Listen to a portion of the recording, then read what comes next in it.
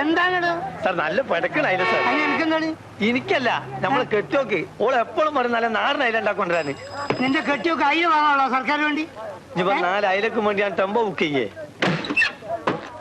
അബ്ദുള്ള, ഒരു 5-10 എനിക്ക് വാങ്ങിച്ചോ. ഒന്ന് വേഗം. അങ്ങനെ അതിലെന്താ വില? 10 രൂപയ്ക്ക് 5.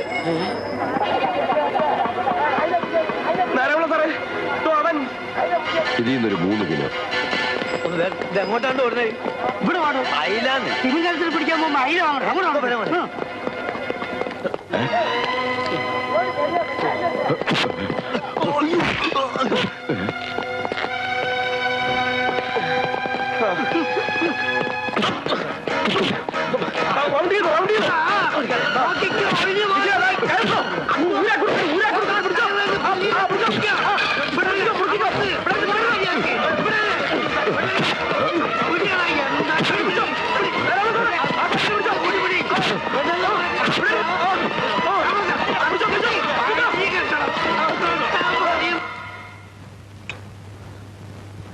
വാസുവിടെ സത്യം പറഞ്ഞില്ലെങ്കിൽ നിന്റെ 2 കൈ ഞാൻ അടിച്ചോടിക്കും. പിന്നെ ചുറ്റിക ഉയർത്താൻ പറ്റില്ല. പറയടാ, വാസു എവിടെ ഉണ്ട്? അവൻ ഈ ചുറ്റുവട്ടത്ത് തന്നെ ഉണ്ട്. പ്രഭാകരനെ തട്ടിയിട്ട് അവൻ നിങ്ങൾക്ക് പിടിതരൂ. ആ കാര്യം അച്ചട്ടാ. പ്രഭാര, ഇന്ന് രാത്രി എന്തായാലും സൂക്ഷിക്കണം. നീ വീട്ടിൽ പോകണ്ട, സ്റ്റേഷനിൽ തന്നെ കിടന്നു. അങ്ങനെ പേടിച്ചെടുന്ന മാസം ആരാ? കായംകുളം കൊച്ചുണ്ണിയോ? നിങ്ങളുടെയൊക്കെ കഴിവേട് കൊണ്ട് ചാടിപ്പോയപ്പോ അവനെ നിങ്ങൾ തന്നെ ഹീറോ ആക്കാണ്. പണ്ടാണ് ഈ പ്രഭാകരൻ ഒറ്റക്കായിരുന്നു. ഇപ്പൊ ആ പെണ്ണും വീട്ടിലില്ലേ? വടിവാള് വാസു വാക്ക് വലിച്ച ആ പെണ്ണ് കല്യാണത്തിന് മുമ്പേ വിധവയാവും. എരുതിയിൽ എണ്ണ ഒഴിക്കല്ലേ അബ്ദു. വാസുവിന് കൂടുതൽ ദേഷ്യം എന്നോടാണെന്ന് സമ്മതിച്ചു. പക്ഷെ അബ്ദുക്കാരെ വഴി വെച്ച് ഒറ്റ കിട്ടി അവൻ തട്ടും.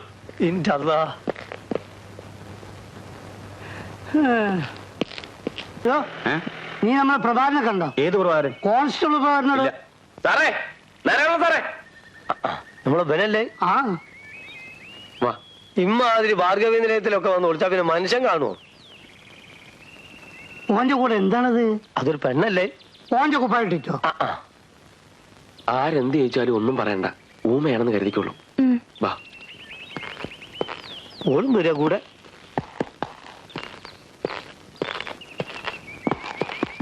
അല്ല, ഈ അതിന്റെ ഉള്ളിൽ എന്താ കഴിഞ്ഞിടോ?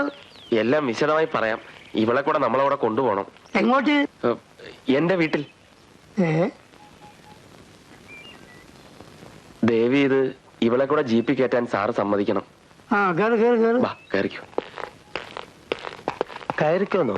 വല്ല അന്വേഷണവും കാര്യമുണ്ടെങ്കിൽ 3 ആളെ പണി ഒരുമിച്ച് പോയി കിട്ടും. പോട്ടണ പണി. ഈ പിന്നെ കേറി പോട്ടെ.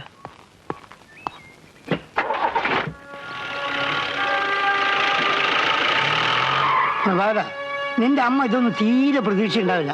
അവരുടെ സ്വഭാവം നിനക്കറിയാലോ. നീ ഒന്നും കൂടി ആലോചിക്കും. ഇവളെ വീട്ടിലേക്ക് എന്നെ കൊണ്ടുപോകണോ? സാരമില്ല, എന്റെ വീടല്ലേ. ഞമ്മക്ക് ഇവളെ തൽക്കാലം സ്റ്റേഷനിലേക്ക് കൊണ്ടുപോവാ. അത് വേണ്ട. ഒരു കോടീശ്വരനെ ഭയന്ന ഇവൾ ഓടി വന്നിരിക്കുന്നത്. രണ്ടാനച്ചൻ ആ പണക്കാരന്റെ പിമ്പും. നമ്മുടെ ചെറിയ പോലീസ് സ്റ്റേഷന് കോടീശ്വരനെ തോൽപ്പിക്കാൻ പറ്റുമോ? നീ പറയുന്നതിൽ കാര്യമുണ്ട്. ചിലപ്പോ വാദി പ്രതിയായിരിക്കും. എന്തു പറഞ്ഞു? പേടിക്കണ്ട, നിന്നെ ആരും ഒന്നും ചെയ്യില്ല.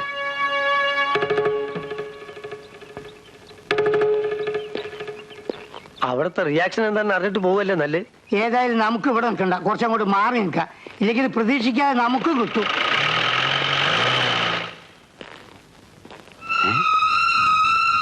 എടി സൗദാമിനി, ഒന്നും കൂടി വേഗം വന്നേ. അമ്മേ, ഒന്ന് വന്നേ. ലീലേ, ഈ കുട്ടിക്ക് ഉടുക്കാനൊരു സാരി കൊടു. എന്റെ അനിയത്തിയാ, അകത്തോട്ട് കയറിക്കൊള്ളു. ഇതെന്ത് വേഷം? ഇത് ഇവന്റെ പോലീസ് ഊപ്പായല്ലേ? ഏതാ ഈ പെണ്ണ്? ഒരു പാവപ്പെട്ട പെണ്ണാണ്. ഒരാപത്തിൽ നിന്ന് ഞാൻ അവളെ രക്ഷിച്ചോണ്ട് വരുവാ. അമ്മ ഇപ്പൊ ഇത്ര അറിഞ്ഞാ മതി. കണ്ടമാനം നടക്കുന്ന എന്റെ കുടുംബത്തെ കയറ്റാൻ പറ്റില്ല. അന്ന് ആശുപത്രി വെച്ച് ഒരുത്തിയായിട്ട് കണക്ക് പറയുന്ന കണ്ടപ്പോഴേ എന്റെ ചങ്കടിച്ചതാ. ഇപ്പൊ പുതിയ ഒരുത്തിയും കൊണ്ട് വന്നിരിക്കുന്നു. ഇറങ്ങടാ എന്റെ പടിക്ക് പുറത്ത്, അറിയപ്പോടി. എന്നാലും നീ ഞങ്ങളോട് ഇത് ചെയ്തിലൂടെ പ്രഭാര. എന്റെ കൊച്ചിനെ തന്ത പറഞ്ഞു നേരായല്ലോ. നിന്റെ പെങ്ങന്മാരിനി എങ്ങനെ ആണുങ്ങളുടെ മൂത്ത് നോക്കും? ചേച്ചിയുടെ കാര്യം മാത്രം പറഞ്ഞാ മതി.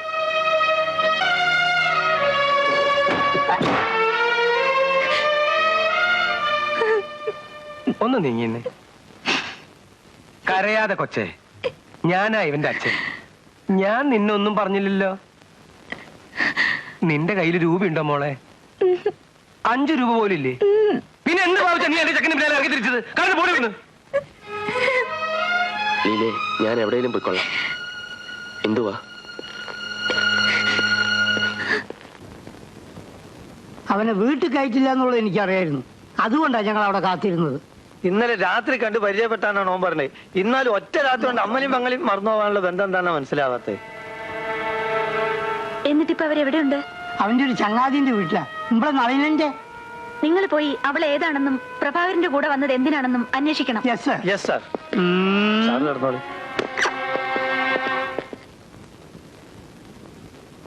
ഇരിക്കൂ, കാപ്പി കുടിക്കേ.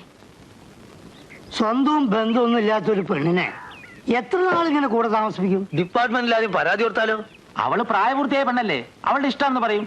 പോരെങ്കിൽ ഇന്ന് താമസിക്കുന്ന ഇപ്പൊ എന്റെ വീട്ടിലാ. ഇവിടെ എന്റെ ഭാര്യയുണ്ട്. ആർക്കും ഒന്നും ചെയ്യാൻ ഒക്കൂല. അല്ല, ഒരു സത്യം കൂടി ഞങ്ങൾ അറിഞ്ഞോട്ടെ. ഒരൊറ്റ രാത്രി കൊണ്ട് എനിക്ക് പെണ്ണിന് അത്ര ഇഷ്ടപ്പെട്ടു പോയോ? അല്ല, അതിന് സാമർത്ഥ്യമുള്ള പെൺപിള്ളാരും ഉണ്ടേ. നിനക്ക് അവളെ ഇഷ്ടമാണെങ്കിൽ അവിടെ കല്യാണം കഴിച്ചോ. പിന്നെ ആരും പേടിക്കേണ്ട ആവശ്യമില്ലല്ലോ. പ്രതീക്ഷിക്കാതാണല്ലോ പലതും നടക്കുന്നത്. പ്രഭാകരനകത്തുണ്ടോ? ഉണ്ട്, സൂക്ഷിച്ച്. അകത്ത് ഇൻസ്പെക്ടറും ഉണ്ട്. ആരുണ്ടായ എനിക്കെന്താ? ഞാൻ എന്റെ ചെറുക്കനെ കാണാൻ വന്നതാ. എന്നാ പിന്നെ എന്നോട് എന്താ പറഞ്ഞേ? ഒന്നുമില്ല. പ്രഭാകര, എന്തോ നടന്ന നിന്റെ മനസ്സിലിരിപ്പ്? എങ്ങാണ്ട് കിടന്ന ഒരു പെണ്ണിനെ കണ്ടപ്പോ നിനക്ക് പെട്ടെന്നുള്ള വേണ്ടെന്നായോ? അമ്മ, ഇത് നമ്മുടെ വീടല്ല, പോലീസ് സ്റ്റേഷൻ. പോലീസ് സ്റ്റേഷനെ പറ്റിയൊന്നും നീ എന്നെ പഠിപ്പിക്കണ്ട. ഞാൻ 1-2 പോലീസ് സ്റ്റേഷൻ കണ്ടതിന് ശേഷമാണ് നീ എന്റെ വയറ്റിൽ ജനിച്ചത് തന്നെ. ആ മാറ് കുഞ്ഞ്, എന്നെ പറ, എന്റെ ഭാഗത്ത് എന്താ തെറ്റുള്ളത്? ഞാൻ ഇവന്റെ അമ്മയാ.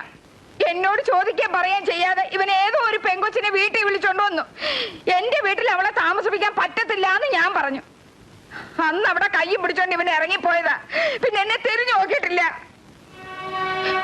ഇവൻ തരുന്നല്ലാതെ ഞങ്ങൾക്ക് വേറെ വരുമാനം ഒന്നുമില്ല കുഞ്ഞ്. അമ്മ വിഷമിക്കാതെ വീട്ടിൽ പോണം. പ്രഭാകരനോട് ഞാൻ സംസാരിക്കാം. നാളെ ശമ്പളം കിട്ടും, ഞാൻ കാശ് കൊടുത്തയക്കാം. കാശ് കാശ് കാശിന് വേണ്ടി മാത്രമല്ലടാ ഞാൻ വന്നത്, നിന്നെ ഒന്ന് കാണാൻ കൂടാ. എന്നാലും ഒരു അലവലാതി പെണ്ണ് വന്നപ്പോ നീ എന്നെ മറന്നല്ലേ മക്കളെ.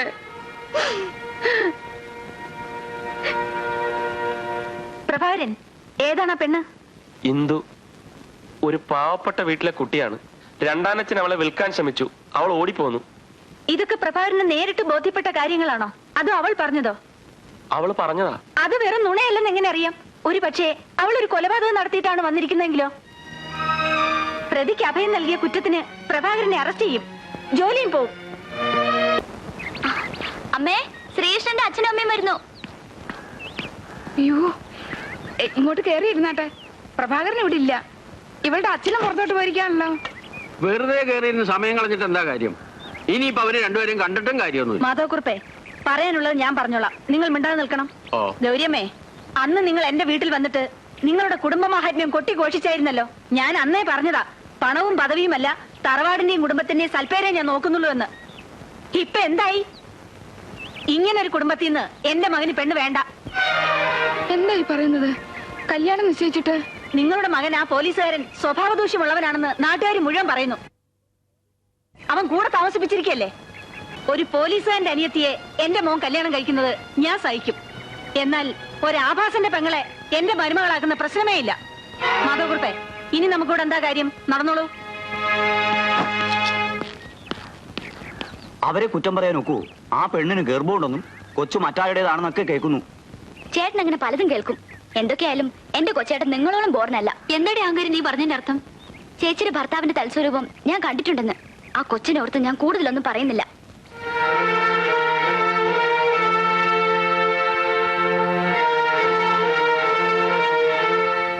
നീ എന്തിനാ അത് പറയാൻ പോയത്?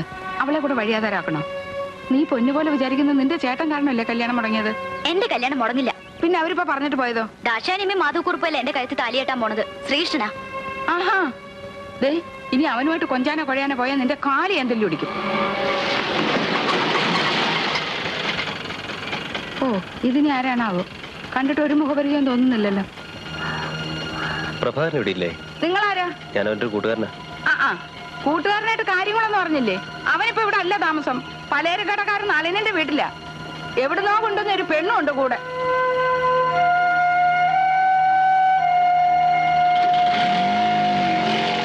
ഈ അമ്മയുടെ ഒരു നാക്ക്. വരുന്നവരോടൊക്കെ എന്തിനാ പുരാണം പറയാൻ നിൽക്കുന്നേ? നീ പോടി.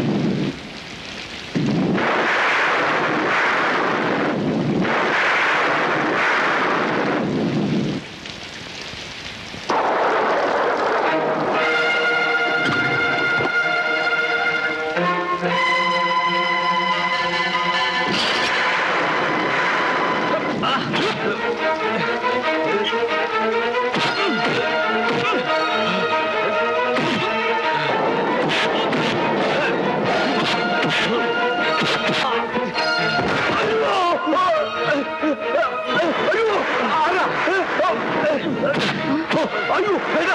അയ്യോ, എന്താ ഇത്? വിട്. വേണ്ട. വേണ്ട. വാസു. അടുത്ത് വരരുത്. രണ്ടര ഞാൻ വിട്ടും. വെട്ട്, ആദ്യം എന്നെ തന്നെ വെട്ട്. എന്നെ കൊന്നിട്ട് ഇവിടുന്ന് പോയാ മതി. എന്നെ രക്ഷിച്ചവരുടെ വീട്ടിൽ തന്നെ കക്കാൻ വന്നു അല്ലേ? എന്ത് മോളെ, നീ ഇവിടെ എങ്ങനെ വന്നു? ഇറങ്ങി പോ ഇവിടുന്ന്. എനിക്ക് ഇങ്ങനെ ഒരു ചേട്ടനില്ല. എന്റെ ചേട്ടൻ പണ്ടേ ചത്തുപോയി.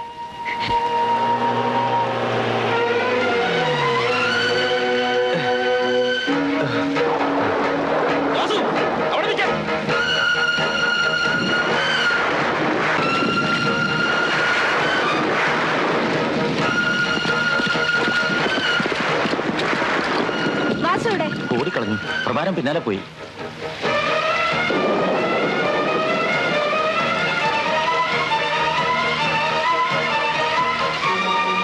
അവൻ രക്ഷപ്പെട്ടു കളഞ്ഞു. പ്രഭാകരൻ ഇനി കൂടുതലായി അഭിനയിക്കണമെന്നില്ല. കാമുകിയുടെ ആംഗളയുമായി ഒത്തുകളിച്ച് ഡിപ്പാർട്ട്മെന്റിനെ പരിഹസിക്കുകയാണല്ലേ? മാഡം, ഞാൻ എല്ലാം അന്വേഷിച്ചറിഞ്ഞു. ഇന്ദു വാസുവിന്റെ അനിയത്തിയാണ്. സത്യമായിട്ടും എനിക്കത് അറിഞ്ഞൂടായിരുന്നു. വാസുവിനെ പിടിക്കാൻ ഇനി പ്രഭാകരന്റെ സഹായം ഞങ്ങൾക്ക് ആവശ്യമില്ല. നാരായണുള്ളേ, വരൂ.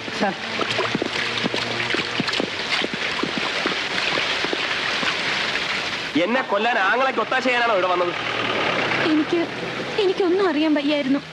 ചേട്ടൻ രാത്രിയിൽ ഈ വീട്ടിൽ കയറി വരുമെന്ന് എനിക്കെങ്ങനെ അറിയാം? കള്ളന്റെ പെങ്ങളെന്ന് പറഞ്ഞ് ആളുകൾ കളിയാക്കുന്നതുകൊണ്ട് ഞാൻ ആരോട് എന്റെ ചേട്ടനെ കുറിച്ച് സംസാരിക്കാറില്ല. ഇനി നമ്മൾ അങ്ങോട്ടും ഇങ്ങോട്ടും അധികം സംസാരിക്കേണ്ട കാര്യമില്ല. ഈ നിമിഷം നീ ഈ വീട്ടിൽ നിന്ന് ഇറങ്ങണം. നിനക്ക് അമ്മയുണ്ട്, തന്റെ ഇടമുള്ള ഒരു ആങ്ങളയുണ്ട്. എന്റെ സഹായം നിനക്ക് ഇനി ആവശ്യമില്ല. പൊയ്ക്കോ നിന്റെ പാട്ടിന്. വാസുവിന്റെ പെങ്ങളുമായി എനിക്ക് ഒരു ബന്ധവും വേണ്ട. നളിനൻ ഈ കാര്യത്തിൽ ഒന്നും പറയരുത്. ആ ഇൻസ്പെക്ടർ പറഞ്ഞിട്ട് പോയത് കേട്ടില്ലേ? ഞാൻ ഇവളുടെ ആങ്ങളെയും കൂടെ ചേർന്ന് ഒത്തുകളിയാണെന്ന്. ഡിപ്പാർട്ട്മെന്റ് എല്ലാവരും അങ്ങനെ വിശ്വസിക്കൂ. എന്റെ ജോലിയും പോവും. അവൾ അവളുടെ ചേട്ടന്റെ കൂടെ പോട്ടെ. പോയിക്കോളൂ. പോകാനല്ലേ പറഞ്ഞത്?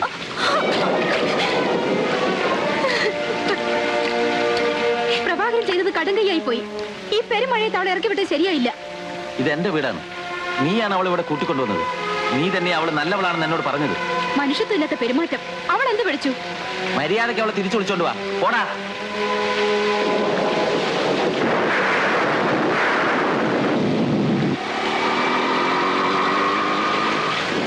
എവിടെ പോകാനാ? ഞങ്ങളോട് വിടാം. ഈ തണുപ്പത്ത് മഴ കൊണ്ട് നനഞ്ഞു പോകുന്നില്ല. വാ, ഞങ്ങൾ സഹായിക്കാമെന്നേ. ഒന്നും മിണ്ടാതെ പോയാലെങ്ങനാ? ഞങ്ങൾ സഹായിക്കാമെന്ന് പറഞ്ഞില്ലേ? പെണ്ണുങ്ങളെ മാത്രം സഹായിക്കത്തുള്ളൂ, അത് ആണുങ്ങളെ സഹായിക്കും.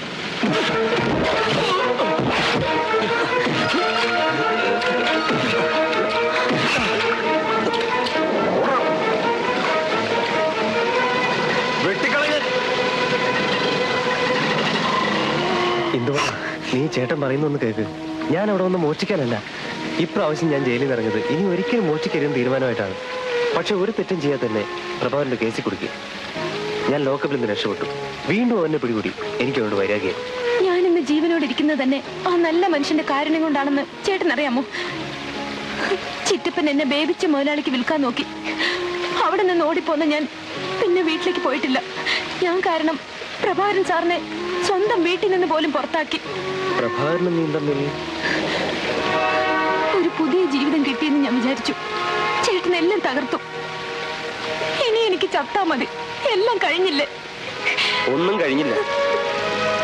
പെട്ടെന്നുണ്ടായ ദേഷ്യത്തിൽ ഞാൻ നിന്നോട് വേണ്ട, നീ എങ്ങും പോകണ്ട, വരുന്നതൊക്കെ നമുക്ക് ഒരുമിച്ച് അനുഭവിക്കാം.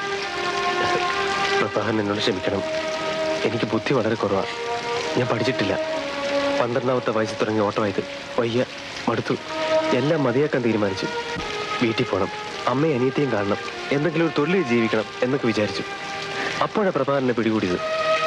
എൻ്റെ ഒരേ ഒരു പെങ്ങളുടെ തലയെ തൊട്ട് ഞാൻ പറയുക, ഞാനെല്ലാം മോശം നടത്തിയത്. അച്ചുവാണ്. ഞാനത് കണ്ടുപിടിച്ചു.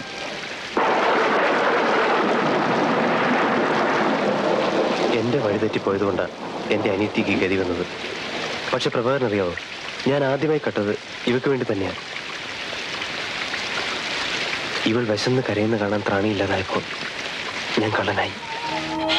എന്റെ ദൈവമേ, പട്ടിണി കിടന്നെന്റെ കുഞ്ഞുങ്ങളെ ചത്തുപോ.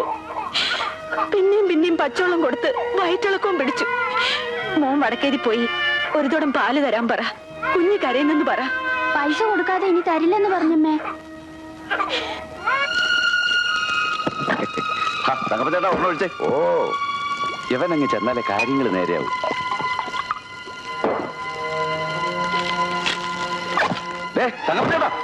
ചെക്കൻ ക്ലാസ് എടുത്തോണ്ട് പോകും. വേഗം വന്നു. മോള് കരയല്ലേ? എന്റെ മോളെ ഞാൻ എടുക്കാം. അമ്മ വേഗം ഇത് കാച്ച്. ഇത് എവിടെ നിന്ന് കിട്ടി മക്കളെ? ആട്ടെ, അമ്മ വേഗം കാച്ച്. എന്നാ മോളെ ഒന്ന് പിടിക്ക.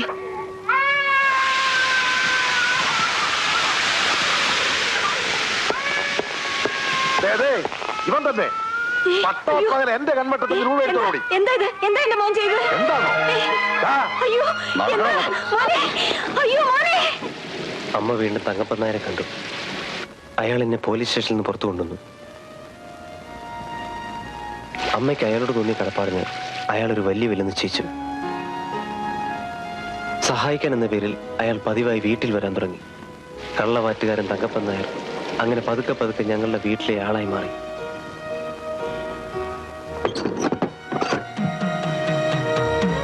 പിന്നെ അമ്മയുടെ രണ്ടാം ഭർത്താവായി.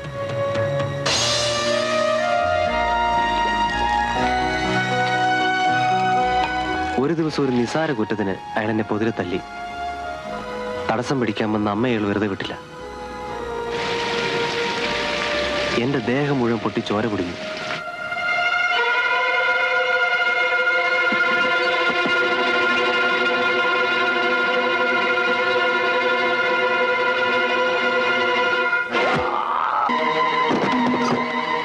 ഇരുട്ടത്ത് എങ്ങോട്ടൊന്നില്ലാതെ ഞാൻ ഓടി. 12ാം വയസ്സിൽ തുടങ്ങിയ തെറ്റ് ഇന്നും തുടരുകയാണ്. പലപ്പോഴും ജയിലിലായി പല കുറ്റങ്ങൾക്കും.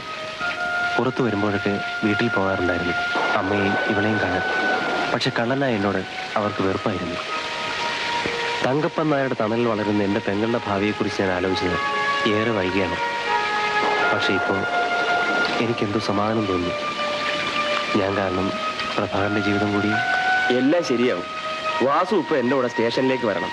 ഇൻസ്പെക്ടർ ആശ എന്നെ ആകെ തെറ്റിദ്ധരിച്ചിരിക്കുകയാണ്. നീ എന്നോടൊപ്പം വന്ന എല്ലാ തെറ്റിദ്ധാരണയും മാറും. വരാം. പക്ഷെ അതിനു മുമ്പ് എനിക്ക് എൻ്റെ അമ്മയൊന്ന് കാണണം. ഇന്ദു സുഖമായിരിക്കും എന്ന് പറഞ്ഞ് അമ്മയെ സമാധാനിപ്പിക്കണം. എന്നെ കിട്ടാത്തവരുടെ ദേഷ്യം മുഴുവൻ ചിറ്റപ്പൻ അമ്മയോടാവും കാട്ടുക. നമ്മുടെ അമ്മയെ അയാൾ കൊല്ലാതെ കൊല്ലുന്നുണ്ടാവും. പ്രഭാകര, ഞാൻ അമ്മയൊന്ന് കണ്ടിട്ട് നാളെ തന്നെ സ്റ്റേഷനിൽ നേരിട്ട് ഹാജരാകാം. സത്യം. ഞാൻ നിന്നെ വിശ്വസിക്കുന്നു. ഇന്ദുവിനെ കരുതി. നീ എന്നെ ചതിച്ചാൽ എനിക്കും നിന്റെ പെങ്ങൾക്കും പിന്നെ ജീവിതമില്ല. അത് നീ മറക്കണ്ട.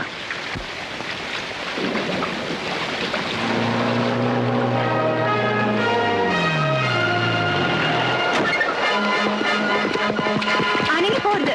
I will shoot U.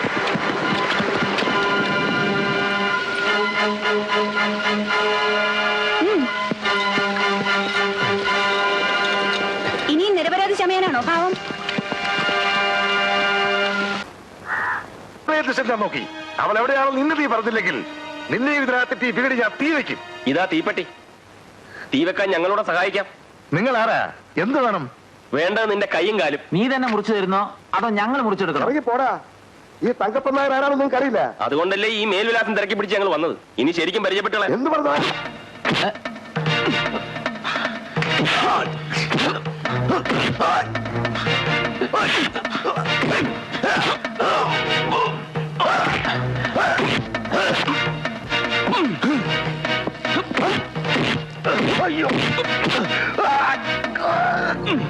നീ നടത്തിയ ഭീഷണി വേണമെങ്കിൽ ഇപ്പൊ ഞങ്ങൾക്ക് നടത്താം. വാതിൽ അടച്ചുപൂട്ടി വീടിന് തീ വെക്കാം. പട്ടി. എടോ, ചൂരത്തം പെണ്ണുങ്ങളോടല്ലോ കാണിക്കേണ്ടത്. അമ്മ ഇനി ഇവിടെ താമസിക്കണ്ട. നമുക്ക് ഇന്ദുവിന്റെ അടുത്തേക്ക് പോകാം. എന്റെ ഇന്ദു മോളോ? അവളാണോ നിങ്ങളെ ഇങ്ങോട്ട് അയച്ചത്? അതെ. ഇന്ദു. അമ്മേ, മോളെ, എന്റെ പൊന്നു മോളെ, നിന്നെ കാണാതായപ്പോ അമ്മ ആകെ തളർന്നു പോയി. അമ്മ അകത്തേക്ക് ചെല്ലും. അമ്മ വരും.